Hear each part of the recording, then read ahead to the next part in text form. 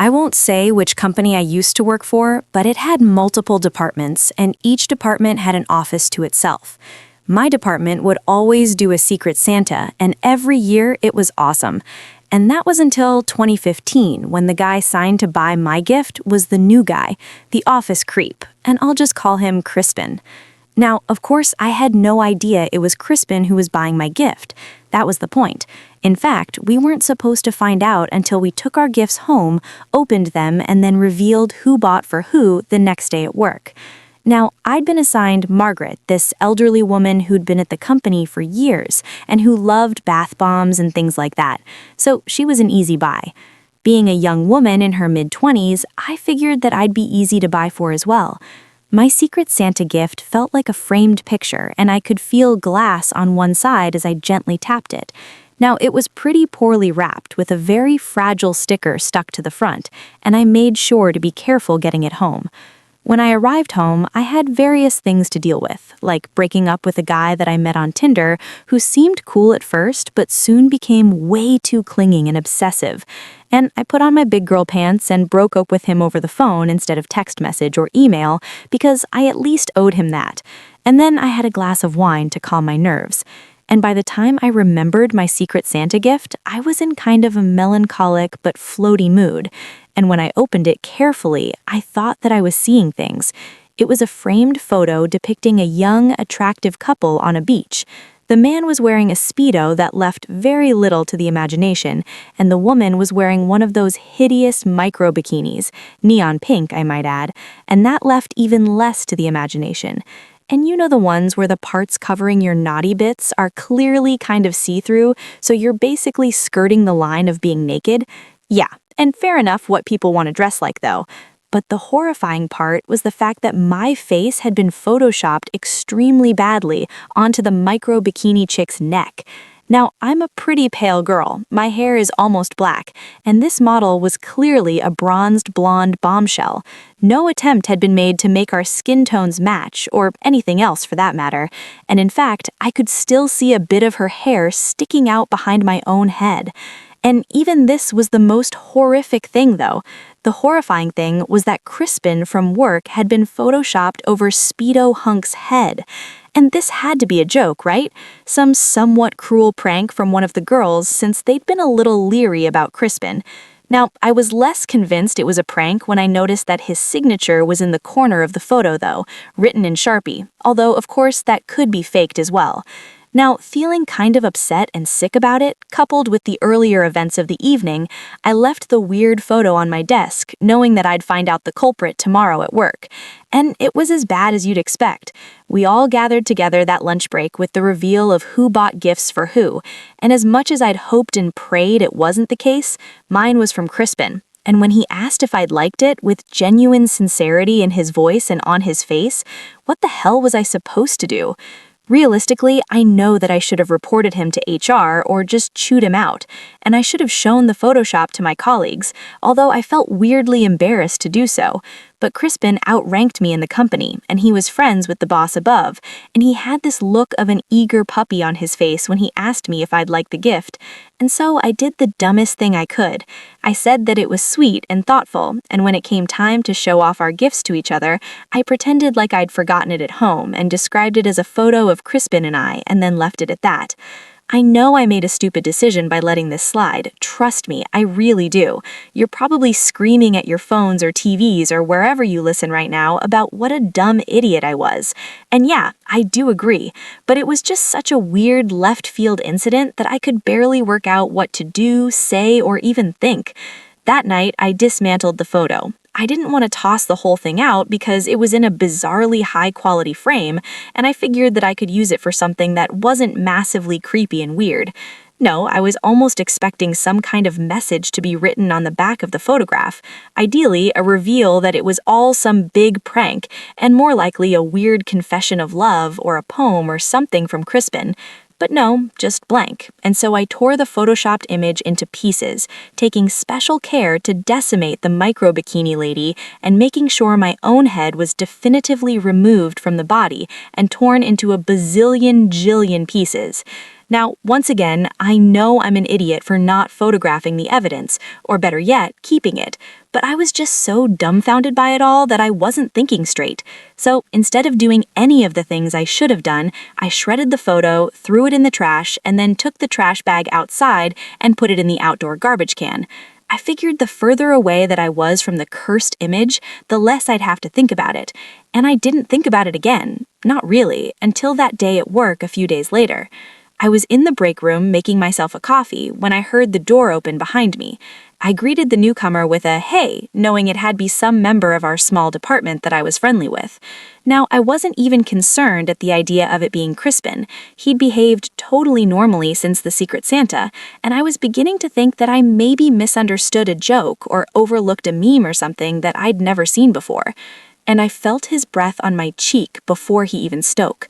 I had no idea how to react before he spun me around and stared me in the eyes, his face glowing and red with anger. "Why did you throw my gift in the trash?" he asked, and his fingers were squeezing tight against my arm, and for the first time in my life, I felt genuinely, terrifyingly threatened by a coworker. I kind of stammered out, not knowing what to say. How the hell could I explain it when it was so obvious why it was so gross, this inappropriate gift that I wouldn't want? He squeezed my arm tighter and then demanded again that I explain why I trashed the gift. And that's when I got mad. I shoved him away back against the small table in the center of the room, and I let him have it with both barrels. I told him it was inappropriate, perverted, and completely unwanted. And then it hit me. How the hell did he know I'd thrown his gift in the trash? Could have been a lucky guess, but I wanted to know, so I asked. And the answer was very chilling and very simple. He told me matter-of-factly that he had a suspicion that I might do this, so he'd been checking my garbage. Like, holy crap, bro. I was taken aback and had no idea what to do or say other than ask why. Why the photo? Why this obsession? Did he have a thing for me? Was this some kind of attempt to win me over? Crispin acted insulted and almost disgusted, like the idea of being attracted to me was sickening to him. Now, I know he was trying to rile me up, but my dumb idiot self bit the bullet, demanding to know why that was so gross, and if so, why did he Photoshop such a weird, strange picture as my Secret Santa gift?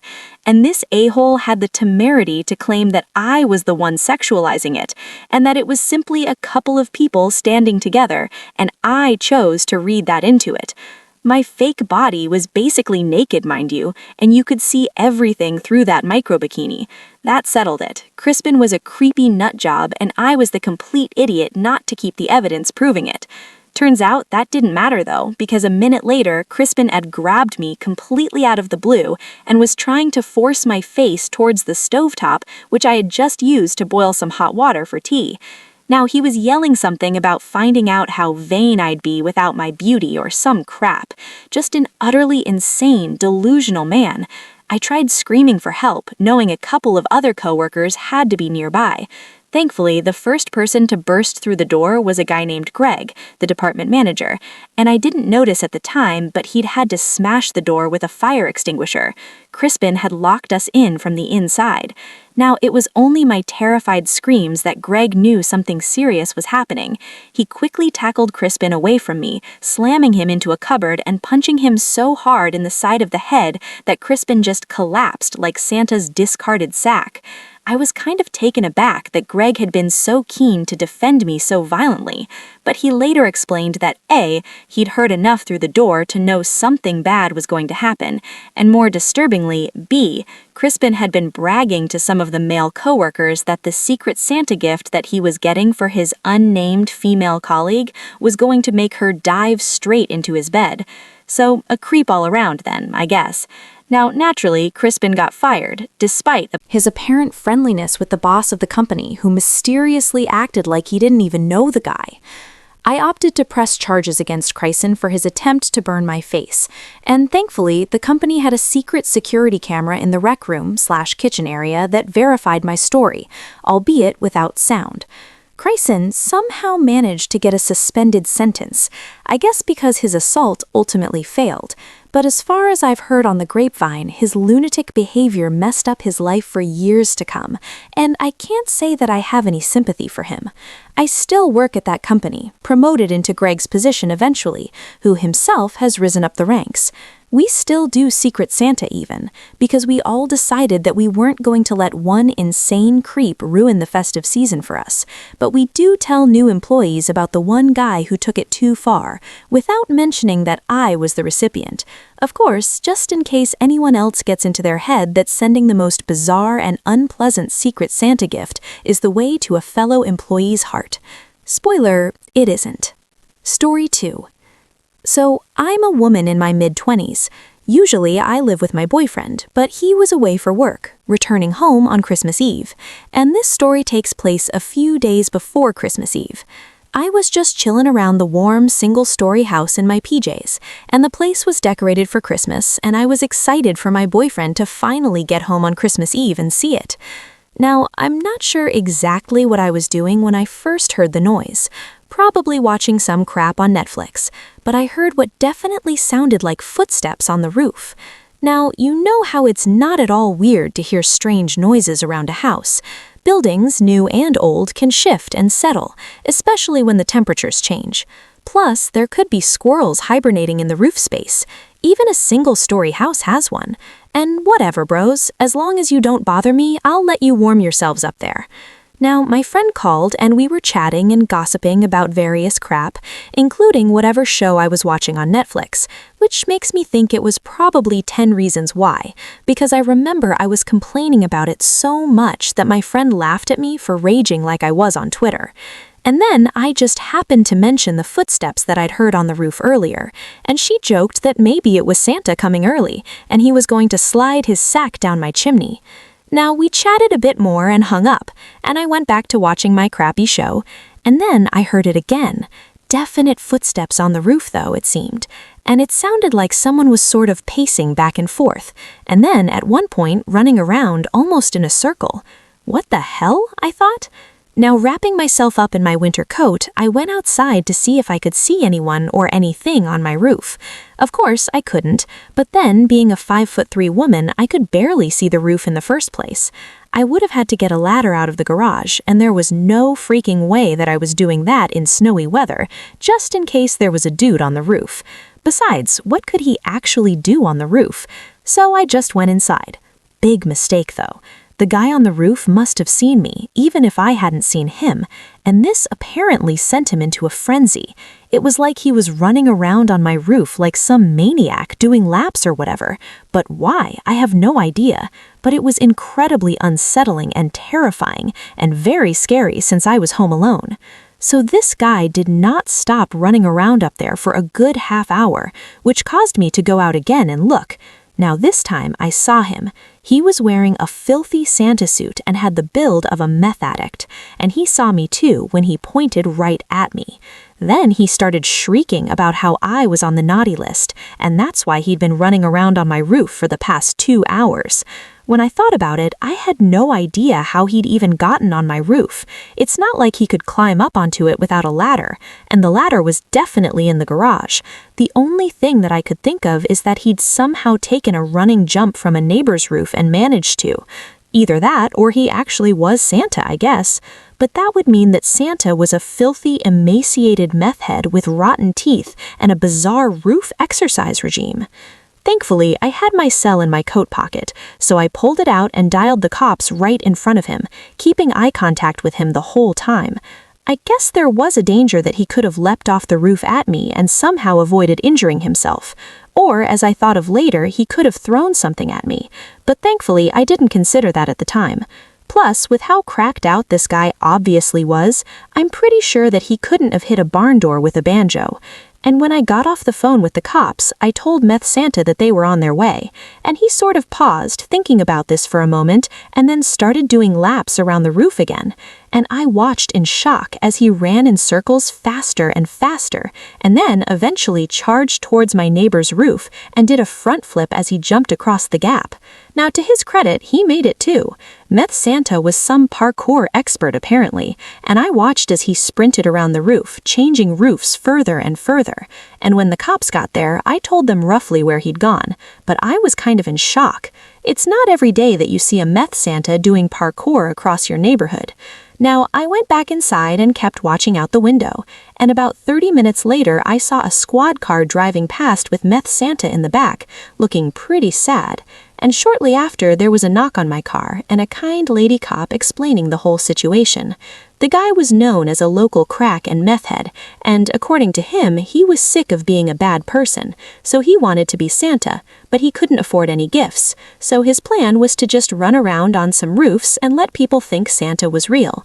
I guess it was kind of sweet in some way, and that was until he admitted dropping some baggies of probably cocaine, but I don't know how good it was, down the chimneys of some of the houses, and I was glad that I didn't have a chimney.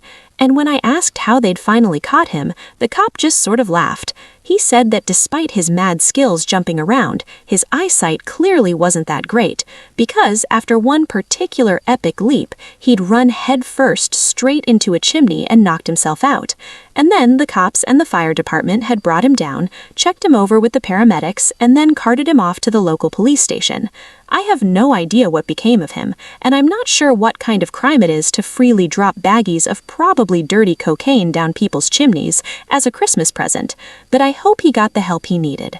When my boyfriend returned, I told him the story, and he thought it was the funniest thing ever, after refusing to believe me for about an hour, and he was hugely disappointed that he didn't get to see the fun for himself. But despite that, and despite my visit from Meth Santa, I still managed to have a great Christmas, and this year I hope you all do too. Just remember, if you hear footsteps on the roof, it might be the jolly fat man, or it might be a crack addict. These days, you just never really know. Story 3. I really can't get my head around why someone would actively want to hurt and scare children in the way that some people do. I guess some people just have something wired wrong in their brain, and maybe their own children were so terrible that they want to spread that pain to others. I don't know, I'm not a psychologist, although sometimes I wish I was. Now, I especially can't wrap my head around the kind of person who would try and ruin Christmas even further for kids who already have nothing. And this whole preamble is a setup for a story about an incident that occurred when I first started volunteering for Toys for Tots. You'd be surprised how many gifts that we'd received that were either damaged, non-functional, or otherwise simply not following the rules that allow us to pass the gifts on to needy children. Most of the time, it's just people trying to get rid of their unwanted junk, looking like a saint while doing so. That's why these initiatives usually don't allow open products, or anything that could have been tampered with. I see people complaining online that we're ungrateful for not accepting anything but brand new sealed toys, but trust me, there are good reasons. And when I first started volunteering for the initiative, it wasn't a big official Toys for Tots group. It was a small, hastily cobbled together idea from the town officials, in particular the mayor, who was set up for re-election the next year. And as such, the whole thing wasn't very well organized at all. And not only did we allow unsealed secondhand donations, we also allowed people to bring in pre-wrapped gifts ready for the kids to open, which looking back now is the stupidest oversight we could have made. Now, it happened about a week before Christmas. I was carting a pile of gifts to the storage room when I felt a sharp stab in the palm of my hand. It was immediately obvious that something in the gift itself had stabbed me. I placed the pile down in the table and inspected the offending item. A needle was sticking through the corner of the box and had jabbed me as I carried it. Now, my second thought was, holy crap, I've been stuck by a syringe, and I need a blood test. But my first instinctual thought was, why is there a syringe in the children's gift? And so I opened the wrapped present carefully, and then the entire thing was a box of empty syringes. They looked like diabetic insulin needles with all the caps removed, so that anyone who excitedly tore the package apart. A young child, for example, would almost certainly end up stabbed by these needles. One of them had penetrated the corner of the box, which is what had stabbed me. I called my supervisors in, who immediately insisted that I go to the hospital to get checked out, because who knows what those syringes were infected with. and I'm pretty sure that they were brand new needles for insulin designed to scare and hurt rather than infect anyone with anything. But I promised I'd go to the emergency room just as soon as we checked out the other gifts. Now, this part of the story isn't that exciting, so I'll just tell you now. I was fine. The syringes were clean and my suspicion was correct, and we unwrapped every gift that had been donated pre-wrapped. 4 of the others used the same wrapping paper as the syringe box. Admittedly, it was a popular design, so we had to hope it was just a coincidence. Unfortunately, only 1 of the 4 was legitimate, a Bug's Life jigsaw puzzle. And here's the delightful list of things we discovered that some deranged soul had tried to pass on to children in need. At least I hope and pray it was just one person. Firstly, we found a copy of Shel Silverstein's The Giving Tree. The first few pages were normal, but then the darkness started. All the illustrations had been glued over with adult images, some of it being pretty graphic and hardcore. Now, give this book to a little kid, and it either traumatize them or get them into some heavy, weird stuff at a very young age. And next was a doll that had been scrawled on and modified in a way that I'd rather not even get into explaining. It had been placed back into the box with a blanket wrapped around the toy, so the modifications weren't immediately obvious either. And finally, and most disturbingly, there was a pretty expensive teddy bear. On the surface, this seemed fine, until one of my colleagues noticed some slightly incongruous stitching on its back. We didn't unpick it ourselves, but when we called the cops and handed the offending items over, we were later told that the teddy bear contained a medical blood bag filled with pig's blood. This happened in the 90s, and security cameras and due diligence were all a bit lax back where I worked then, and we were all devastated that our good deed collecting gifts for the local orphanage had been so corrupted by, hopefully, just one person looking to absolutely ruin Christmas for little kids who already had a hard, grueling life. It just destroyed us all. We hadn't exactly received a lot of donations in the first place, so the meager offerings that we had for the children's home just felt extra pathetic now that this individual, who was never identified or caught, by the way, had absolutely destroyed something so wholesome. We proposed to the mayor and the township that next year we'd be far more vigilant with the gifts we accepted, refusing to allow pre-wrapped gifts and insisting that the toys for the kids had to be new and sealed. But ultimately, they decided that no, this had put a strain on the whole thing and the initiative would be canceled going forwards. Thankfully, there are other towns, and these days there are much more official Toys for Tots initiatives that are well managed and carefully vetted. But if you're one of the many people who thinks we're too picky or demanding over what we'll accept, then please remember my story. There are some people out there who are just so sick and depraved that their idea of a good time is permanently ruining the festive season for little kids who already live difficult lives. I just hope that those people face judgment in the next life, or better yet, one day karma will bite them in the butt in this life. Story 4. So many years ago now, I worked in a little craft store, and it was coming up to Christmas. Now this was always a lovely, busy time for the store, and we'd done extra well that year. We all decided to run a potlucky Christmas party, and the assistant manager, Janine, volunteered to host the festivities at her house. All good, all grand. Now, 4 weeks before the event, we received emails from Janine, planning, maybe over-planning the meal, and we all decided what we were bringing, making sure everything would be perfect, etc. Now, one constant in every single email that she sent was the strong emphasis that Janine was allergic to peanuts, like fatally, deathly allergic, and we all had to promise repeatedly that we would make sure that our dishes weren't contaminated by peanuts in any way. Not a problem given the dishes that we were preparing. The big day came and the spread was fantastic. The 8 of us sat around Janine's extending dining table talking about excitedly the great year that Carol's Crafts had gone through. Now, Carol, the big boss, was already a little drunk when she got there via her cab, which was wild to see. It was like seeing your grandma tipsy. Janine's husband set up the table for us and laid out all the food and then vacated the premises. Going out drinking with the boys, apparently, he said. So it was just the 8 of us, the full staff of Carol's Crafts, 7 women and 1 guy named Bruce, who was the absolute spitting image of Freddie Mercury back in that era, just very campy and bisexual. He was the joker of the group and had the rest of us women howling with laughter at some of the crazy dating stories from back when he lived in New York City. Now, none of us noticed the oddity about the spread of the table. I won't ruin it by giving it away just yet, but there was something that we should have all picked up on, and none of us did. We were having too much of a good time listening to Bruce's stories and chattering among ourselves, and we barely even begun to eat. When we did, though, the food was delicious. Everyone had outdone themselves. Compliments were being thrown left and right. Fun was being had by all, right up until Janine started coughing and then choking, and then her face began to swell.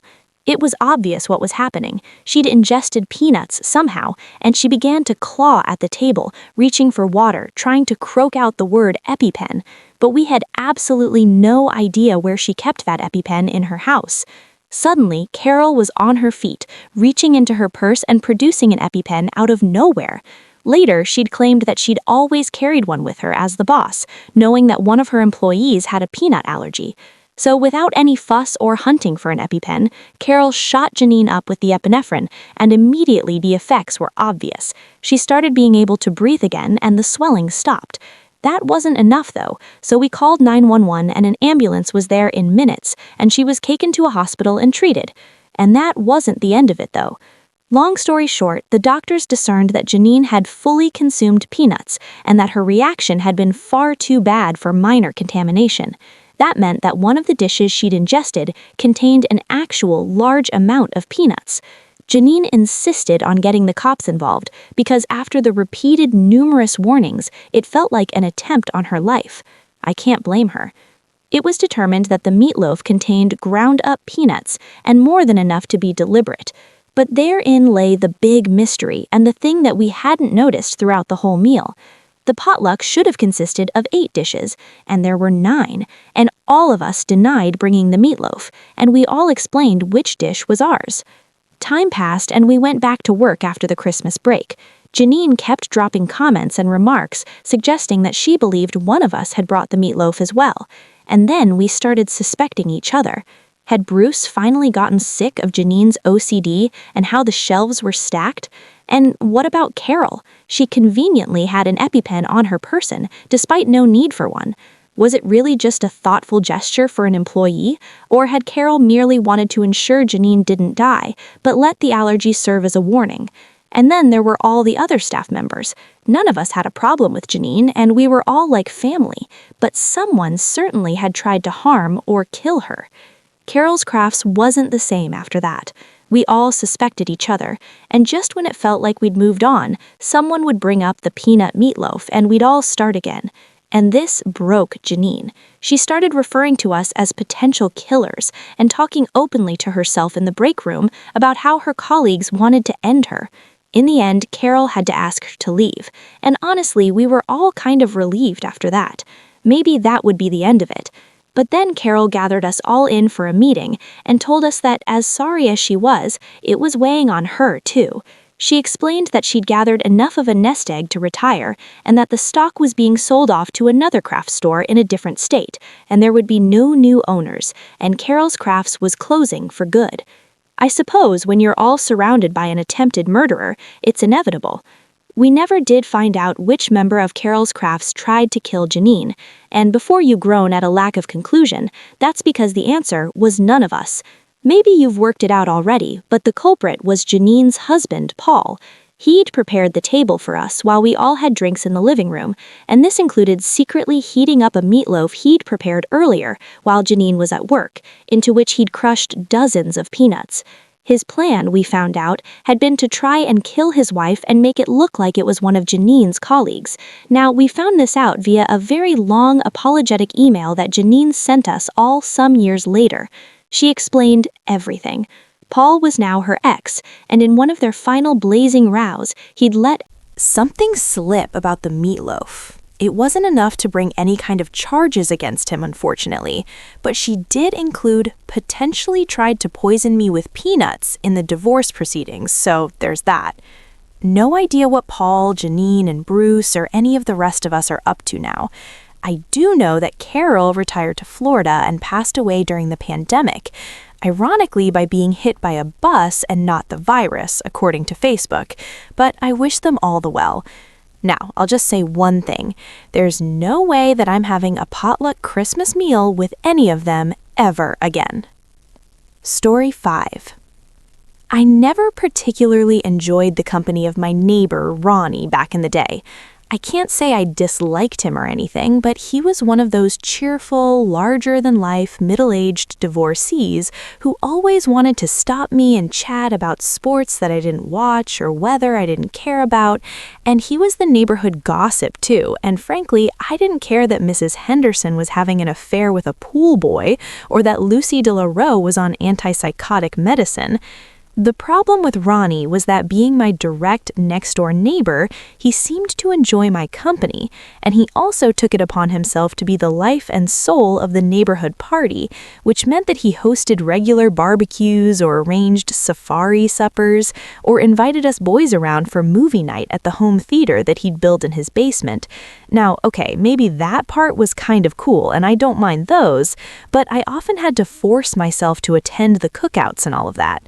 Now, living next door, new to the neighborhood and freshly divorced myself, it's not like I had a good reason to avoid Ronnie and his hospitality either, so I just kind of saw him as a necessary evil, an overly friendly and overwhelming cross that I had to bear in order to live in the otherwise fantastic, high-quality home in a lovely gated community that my parents had left to me when they retired to Arizona, and I still don't get why they retired there of all places. Now, everything Ronnie did was just a little too loud and a little too obnoxious. He was always working on some DIY home improvement project, and he always had to start just a little too early and end a little too late and make a little too much noise. And when he had family over for their get-togethers, his grandkids were just a little too loud and a little too obnoxious as well. And he had this shed where he did his projects. I would say that Ronnie's shed reminded me of that song, What's He Building in There? I don't know if you know it, but there was no secret about the crap Ronnie was making. He'd brag about it and show it off at any given opportunity. Picnic benches, refurbished couches, reframed paintings that he found at the Goodwill, and then we, his lucky neighbors, would end up as the recipients of those half-finished, half-good refurbished projects that he managed to make a crazy amount of noise working on.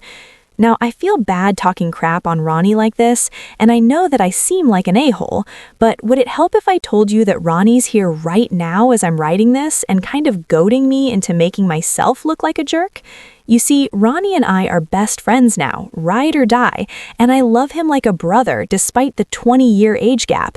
And it's all because of one Christmas a few years ago where he drove me mad by playing That's Simply Having a Wonderful Christmas Time by Paul McCartney on repeat. And like I said, Ronnie did everything just a bit bigger and just a bit louder, and this included Halloween and Christmas. As soon as October 1st rolled around, he'd go all out decorating the exterior of his house for the spooky season. December 1st, the same. Ronnie would be out there stringing up lights and setting Santa up on the roof, doing this whole grand display. And you gotta hand it to him, he did a great job. It was probably the highlight of the neighborhood each year. And if you want some context as to how much people liked Ronnie's Christmas decorations, consider this. They broke numerous HOA rules, and the HOA let him get away with it without a peep. And do you know how beloved in the community you have to be in order for the homeowners association to turn a blind eye to something like that? Yeah, and so it was the night before Christmas, and through the neighborhood, not a creature was stirring except for the animatronics on Ronnie's lawn and the glowing, flashing lights. I'd learned to just tolerate it by then, invested in a sleep mask instead of being the local neighborhood curmudgeon at 27. And what I couldn't stand, though, was the fact that he decided to play Christmas music at what felt like a pretty unreasonable volume at 11:18 p.m. Wonderful Christmas Time by Paul McCartney, and only that song too, and I heard it on repeat 4 times. There hadn't been music blaring from his house either. Was he having some kind of late-night family party? This just seemed weird, even for loud, proud Ronnie. And then the song started for the 5th time, and this time it was louder. 6th, louder still, and eventually when Paul freakin' McCartney was on his 9th loop of singing "The Party's On" and "The Feeling's Here," my windows were rattling, and I was just about ready to go over to Ronnie and remind him about Mark David Chapman and the fate of another Beatle. Okay, maybe not quite that drastic, but I was gearing up to go over there and finally yell at the guy. Yes, even on Christmas Eve. And I could see the lights going on in other houses in our small gated community too. Silhouetted figures peering out at Ronnie's place. And as I was pulling on my coat and boots, the song looped again, even louder this time, and I knew that there was no going back. Time to pay my neighbor a visit and tell him and whatever guests he had that they needed to keep it the F down. Some of us had Christmas in the morning. From the way our houses are positioned, I can't see Ronnie's front porch from any of the windows I've been looking out of, so when I arrived on his lawn, I could immediately see something was off. For one thing, one of his beloved light-up Santas had been smashed. For another, his front door was wide open. Now, I thought about heading back to get my gun, but something told me that this was too urgent. Instead, I grabbed an axe resting against Ronnie's firewood pile and made my way into the house. The inside was a mess. The whole place had been trashed, like someone was looking for something. In particular, a lot of the pictures that he had on the walls had been pulled off and thrown to the ground. I followed the sound of "Wonderful Christmas Time" into the living room, and I'll never forget the sight that met my eyes. Ronnie was just lying there in a pool of blood, somehow hooked up against the cabinet that held his old classic stack-based stereo system. His eyes were just sort of coming in and out of consciousness, and his hand rested on the volume knob. His fingers were slippery with blood, and he'd been trying to increase the volume to get someone's attention, he told me. He managed to get the collar of his shirt hooked on the cabinet, so he was being held up, but I could immediately see why he wasn't able to move any more than he was. The man had been beaten within an inch of his life. Both of his legs were broken, one of them so badly that I could actually see the bone protruding from both ends of the break. One of his arms was broken too, and his good arm was just about capable of occasionally upping the volume on that player. Now, I could barely recognize the guy. His face was so swollen, caused by what I later discovered was an aluminum bat to the face, over and over. And urgently, I looked around for a phone, but Ronnie started convulsing and playing with the volume again. Now, I shot him this look, and through the pain, I could see that it was glancing upstairs. And just when he lowered the volume, I heard it. Footsteps upstairs. Again, I tried to find Ronnie's landline, but he started acting frantic again. He wanted me to leave, but like hell was I leaving him to whatever fate the intruder had in store for him. Now, I was still holding that axe. I had no idea where Ronnie kept his guns, and to this day I have no idea why I behaved so recklessly and stupidly, but it was Christmas Eve, so why not? I decided to rush upstairs and confront whoever had done this to Ronnie, armed with some rusty log-cutting axe. Now, immediately I saw the guy. He was short, and I had a good 80 pounds on him, and he was pulling pictures off the wall and opening cabinets, which I later found out was an attempt to find Ronnie's safe. I didn't even think. I didn't even feel like going down for murder by attacking a man from behind with an axe. So I flipped the weapon in my hand, and with all the force I could muster, I charged the intruder and cracked him in the side of the head with the handle of the axe.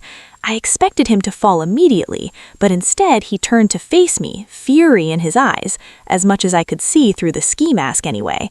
I also saw that he was holding a pistol. Screw this, I thought, and swung the axe at him again, this time not caring about using the business end. Now, in my grand incompetence, I hit him with the butt of the metal axe, and this time he did fall. Now, the first thing I did was swipe up his gun. Next thing was realizing I was in Ronnie's office. I grabbed up as many USB and Ethernet cables as I could and put my Boy Scout training to use, tying the guy up as tightly and excessively as I could with goddamn computer cables. I didn't really know what to do next, so I kind of just sat on the couch in Ronnie's office with a gun trained on this intruder, and eventually realized that I was in shock when one of the other neighbors was standing in the doorway, shouting my name over and over to get my attention. Now, the story is getting hella long now, so I'll just summarize the rest. The intruder was Ronnie's estranged son, who decided that Christmas Eve was the perfect time to rob his dad of the valuables that he kept in his safe. It turned out that Ronnie was a pretty rich man and kept a lot of valuables on hand for whatever reason.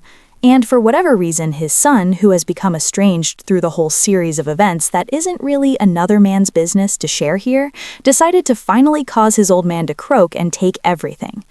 Ronnie decided that he owed me a life debt for saving him, and after that, I couldn't get rid of him even if I wanted to. And it surprised me to realize that I didn't want to. I liked Ronnie quite a lot, in fact, and eventually we became best buds.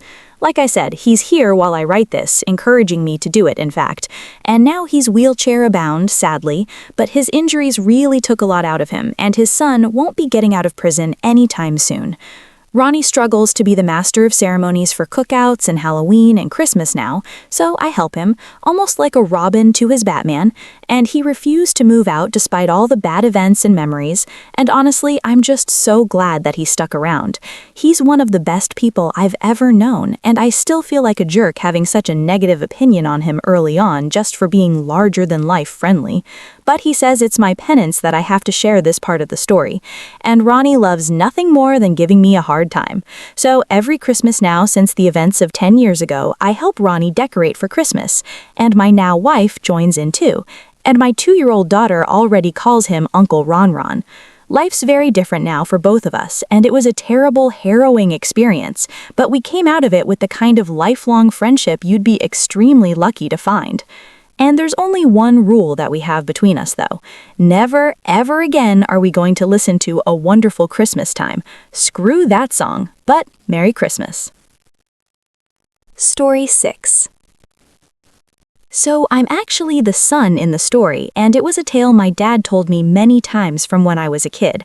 I'm going to write it from his perspective as he dictates it to me, though, because it makes more sense listening to it from his point of view.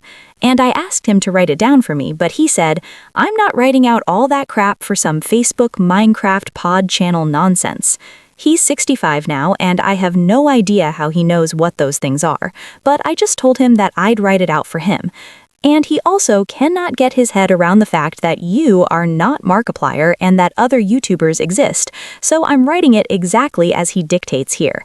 So anyways, hi Markiplier, or whoever you are, this happened back in the day. Our family stupidly decided that we wanted a real Christmas tree that year. Now, trust me, don't bother. It's messy as crap, and well, I guess it could lead to the kind of thing happening that happened to us. We drove out to a certain national forest, me, the wife, and this little bastard here writing this all down. Now, please note, I love my son very much. I just like giving him a bit of crap here and there. And so we were just going through the national forest when I found it, the perfect tree. Out came the axe, and I began swinging like a woodsman out of old. Paul Bunyan would have been proud of me, whacking and thacking away at that tree trunk like a pro. And suddenly, I heard a sound, a sort of spluttering, horrified scream of, "What the F do you think you're doing?" A big fat older couple came waddling their way through the trees, dressed up in winter gear. The man was red-faced from exertion and years of enjoying a bit too much to drink. He pointed one fat, bloated finger into my chest and told me I was not, I repeat, not allowed to cut these trees down. I replied that in fact I was allowed to cut these trees down, and this part of the forest allowed it, and I even produced the necessary paperwork proving it. Now, in fairness, not everyone knows that certain parts of certain national forests allow you to cut down Christmas trees, so I came prepared. The man took the paperwork from my hands, and instead of looking at it, he threw it down into the snow and just stomped on it like some stupid toddler. Now, my wife was seeing red.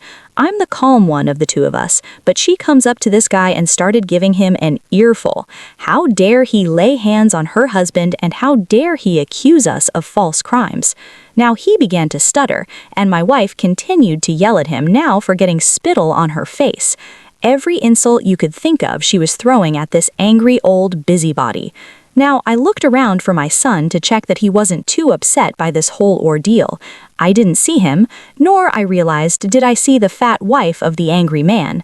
I scanned the florist, and there they were in the distance, the egg-shaped woman waddle running away, holding my son's hand and dragging him along. I'm not entirely sure what she told him to persuade him to go with her, but he wasn't trying to pull away or anything. The husband realized that I'd noticed what was going on and tried to step between me and the view of his wife kidnapping my son.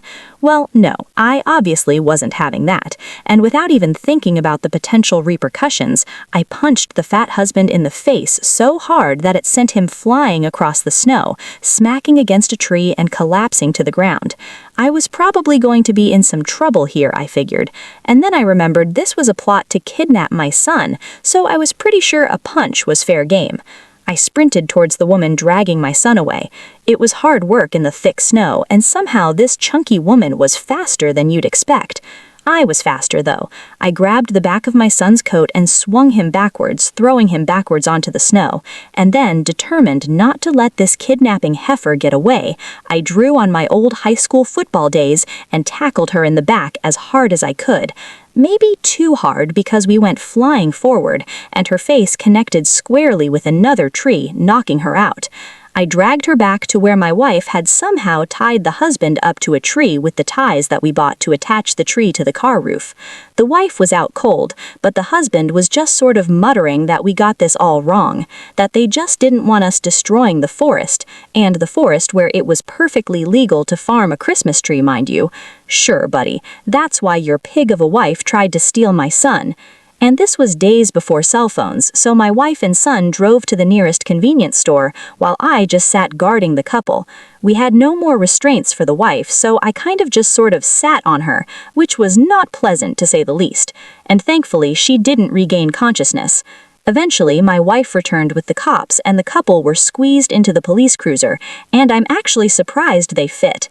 Ultimately, nothing came of it, though. It was their word against ours, and according to the cops, they were willing to overlook the numerous assaults that I had committed against them, as long as we accepted that it was all a big misunderstanding. We had no choice, really.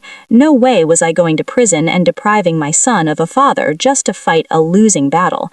I do worry sometimes that that couple had done this before and did it again, but there's so much evil in this world and only so much of it that God-fearing folk like us can fight. And I hope you enjoyed my little story, Markiplier, and you read it on your radio show or whatever you weirdos do. Thanks for listening, and remember, don't be afraid to tackle a fat woman if she's kidnapping your son. Dad out. And so there we go. That was my dad's story. I have vague memories of it, really, so I know he's mostly telling the truth. I have this slight recollection that the woman promised to take me to see Santa, and I somehow fell for it, but I don't like to dwell on that. The idea that I was that stupid as a little kid is almost harder to cope with than the fact that I was nearly kidnapped and probably eaten or whatever they were going to do to me. Lightyear doll for sale, $40. Of course, I figured that must have already sold, but I called the number anyway. Holy crab on a cowboy. That lovely old lady on the other end of the phone still had that doll. Now, I offered her the full $40 because I didn't want to risk anything, and the old lady explained that she'd bought the toy by accident for her grandson, having heard on the television that it was a hot new gift. But her daughter had told her it was for little kids, and her grandson was 12, and so it was probably a bit too old for the toy. Now, Grandma was going to return it to the store, but her daughter and son-in-law made her listed in the classifieds, and they told her to sell it for $100. But she couldn't bring herself to profit off of it that much out of some desperate parents, so she lowered it to $40. Now, she sounded like an awesome, genuinely lovely old lady that I had no hesitation when she said that I needed to visit her home to come collect that toy, because she didn't drive. Typically, with exchanges like this, you're meant to meet in a public place where possible, but it really didn't seem like that would be necessary here. Now, spoiler, the old lady genuinely was just a lovely old woman. She wasn't luring me to cook me in her pot and eat me for Christmas. That's not where this is going at all. Now, I drove the 20 minutes over to the old lady's house and went inside. Now, it was the typical, adorable old granny's home. Photos of her many familial generations on the wall, pictures of a man who'd clearly been her husband, and a worn-out single-seater that I absolutely knew her beloved had sat on every night until he passed. Now, Granny gave me a cup of something, and with it she brought the Buzz Lightyear doll out. And it was the right one. It was perfect. It was still in the Sears bag. It must have been how she managed to find it, as Sears was downscaling their toy stock at the time, so I didn't even think to really check there. And we chatted for a bit, and then I could tell that the old woman was getting tired, so it was nearly 8 p.m., and old people tend to go to bed early. Now, trust me, I'm actually one of them now. I triple-checked that with Granny that she was okay with the $40, and I even offered her $50, about as much as I could afford, but she was having none of it. In fact, she tried to knock it down to $30, but I could tell that the extra $10 would be useful for an old woman during Christmas. And with the deal done, I bid her a nice goodbye, promising to stay in touch and plan to add her to our Christmas card list, and also asked my son to write her a thank you note when I told him the story on Christmas. I left the house, walked down the steps to the street, and began to head towards my car. And that's when they appeared. A gang of 3 young people, faces covered in balaclavas, wrapped up in these thick coats, and I could tell from their muffled voices that they were young, maybe even mid-teens. But that didn't make them any less menacing. They started shoving me, grabbing at the bag that I was holding, and they were asking me what I had there. Was it anything valuable? Was it worth my life? I just immediately tried to appeal to their youthful human instinct, and I explained that it was the Buzz Lightyear toy from my 5-year-old son, and I'd gone through hell to get it.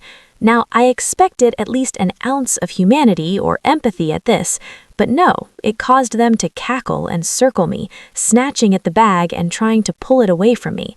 Now, I thought about lashing out. Now, back then, I wasn't some weak guy, and I could have probably done them some damage, but I was scared out of my mind that I'd get in more trouble than they would if I beat up a teenager in the week before Christmas. Eventually, they converged on me and began to overwhelm me, and then I felt a cold, strange sensation in my side.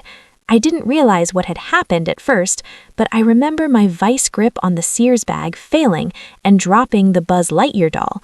One of those youths snatched it up, and then they all looked at me, and I could see a weird kind of horror in their eyes. Why? I thought. Who the hell did that? One of them asked, and the others just shook their heads, clearly not wanting to admit to whoever it was. I was still confused.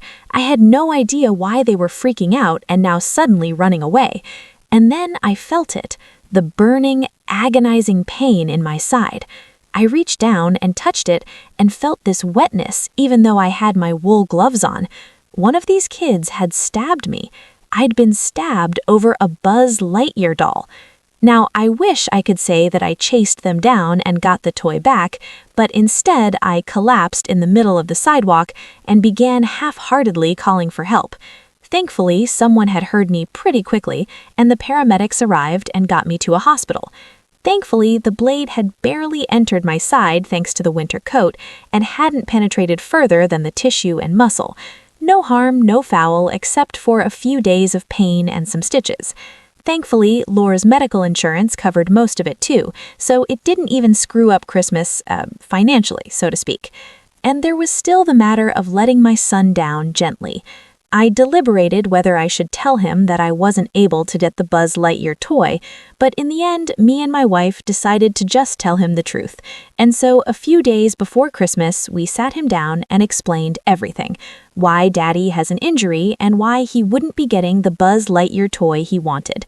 I kind of expected a tear and a tantrum because he was 5, but no, he was completely gracious and wonderful about it, and just said that he'd understand and that he'd be happy with some of the other things on his list, which was admittedly pretty extensive. And so my son never did get the Buzz Lightyear toy for that Christmas. I got a knife to the gut, but Christmas was still wonderful with the family, and then a week after New Year's, I happened to see a lone copy of the Buzz Lightyear toy sitting on a store shelf, and I guess they weren't quite so frantically in demand then, so of course I bought the toy for him. And finally, I was able to give my son a talking Buzz Lightyear. That year, I decided to make a concerted effort to get all the kids heavily into video games, because you couldn't really go wrong that way. But that one Christmas, the ugly Spaceland from Toy Story nearly got me killed. Be safe out there, folks, even 30 years later. Story 8.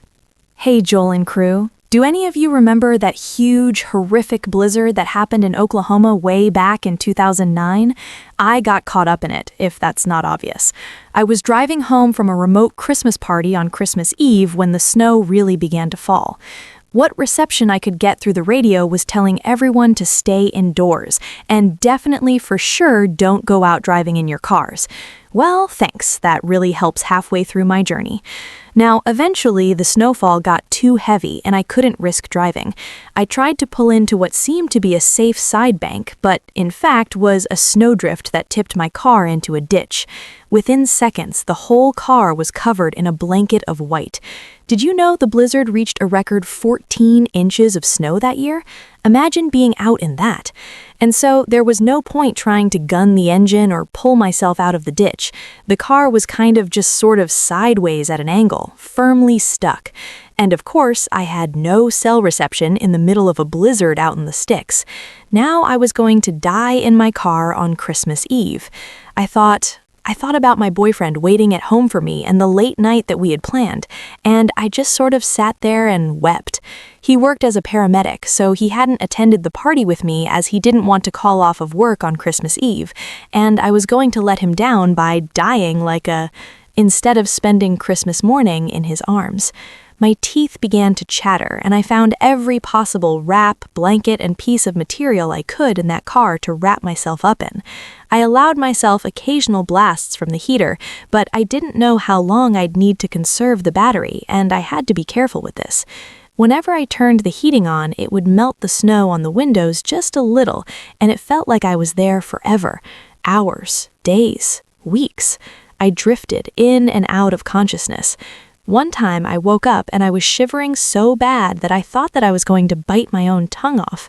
Now, I allowed myself an extra long gun of that engine and the burst of the heater. Then, gradually, the snow melted off the windows, and I can't tell if I fell asleep again, but I had this distinct memory of seeing someone outside in the snow. They were wrapped in deer skins and just sort of prowling the forest. I know it had to be a dream, but you know when a dream feels like a dream? This didn't feel like that. This deer figure stalked through the trees, and they'd clearly noticed my car, but were pretending they hadn't. I banged on the window, shouting for help, but unable to open the door, and too afraid to wind the window down in case the snow burst in and buried me. Now, eventually, this deer-clad figure did approach the window, tapped on it, and then just ran away. All I can remember is some dirty human face. I think I must have been delirious because I have no explanation for this at all. And this wasn't like the middle of nowhere Finland. It was Oklahoma. I decided the heat was getting to me, so I just shut it off. But I still felt too hot, so I started removing the blankets and coverings that I had on. Somewhere in the back of my mind, I remembered that this was a symptom of hypothermia, that people become convinced they're too hot, not too cold, and I began drifting. And eventually, a choir of angels descended from the heavens, glowing golden and silent through the blizzard. Except it wasn't a choir of angels, it was a rescue truck, and they were here to freaking save me. Now, I won't describe the boring, elaborate process that involved getting me out of my car into one of those shiny thermal blankets and then taken to the hospital with a severe case of hypothermia. So that's how I spent Christmas Day that year, in a hospital, making sure that I had enough fluids and didn't go into shock. My paramedic boyfriend didn't leave my side and brought me some of my gifts to my hospital bed. And it was actually one of the best Christmas days ever because the night before I was certain that I was dead, and not being dead in a ditch is one of the best Christmas presents you can ask for. Hi friends, thanks for listening. Click that notification bell to be alerted of all future narrations. I release new videos every Monday and Thursday at 9 p.m. Eastern Time, and there are super fun live streams on Sundays and Wednesday nights. If you got a story, be sure to submit them over at my email at letsreadsubmissions@gmail.com, and you might even hear your story featured on the next video. And if you want to support me even more, grab early access to all future narrations and bonus content over on Patreon, or click that big join button to hear about the extra perks for members of the channel. And check out the Let's Read podcast, where you can hear all of these stories and big compilations located anywhere you listen to podcasts. I also have a true crime channel called Saturn Soul. All links down in the description below. Thanks so much, friends, and remember, are you really going to treat me like this when Santa is literally on his way to town?